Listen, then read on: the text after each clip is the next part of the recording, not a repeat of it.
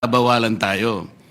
Ngayon, bakit po nung nag-hearing tayo sa CA, paano ko po nasabi na imposible yun kako doon sa representative po ng Armed Forces? Mahihirapan po kayo, imposible, dahil malalabag po natin ang napakaraming artikulo ng UNCLOS.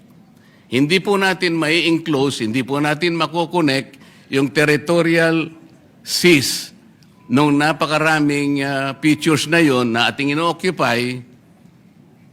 Magkakamali po tayo at baka sakali, kung gusto nyong gawin, we cannot do that unless, sabi ko, we give up our itong KIG. Hindi ko po sinasabi na i-give up natin.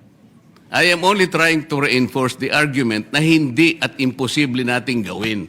Sapagkat atin yung teritoryo, pero sa tubig, hindi po natin pwedeng itagos yung mga baselines dahil magkakasala tayo at lalabag po tayo sa UNCLOS mismo. Ang dami po ngayong mga gumagawa ng kung ano-anong salita.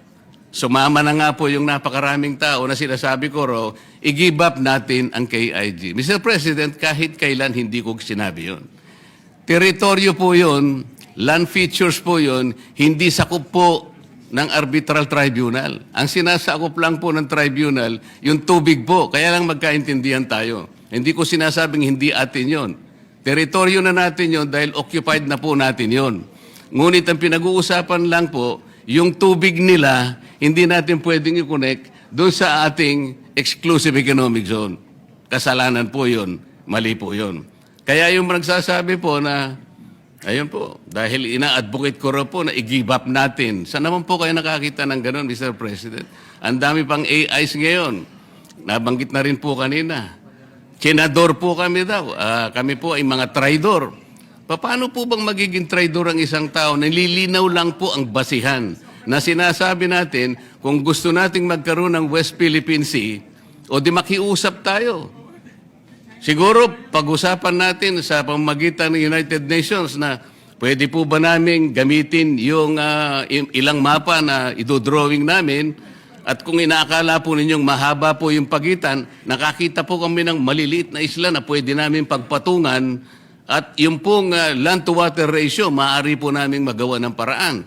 Ganun po siguro, pero hindi yung automatic po, tatagos tayo sa mga ganong klaseng batuhan, pipilit po natin. Hanggang sa ngayon po, Mr. President, kaya hindi ma-define ng West Philippine Sea. At sabi ko nga po, hanggang ngayon ay walang ginagawang mapa, kahit nasabihin pa nilang merong mapa, hindi po totoo yun.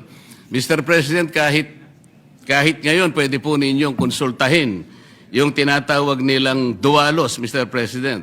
Ito po yung Division for Ocean Affairs and the Law of the Sea na nasa opisina ng United Nations. Wala pong nasasubmit ang NAMRIA. 14 years ago, inorderan na po silang mag-submit. Bakit hindi po sila makapag-submit? Dahil sa hirap nga po nito. Hindi po pwedeng i-connect, Mr. President. Yun lamang po.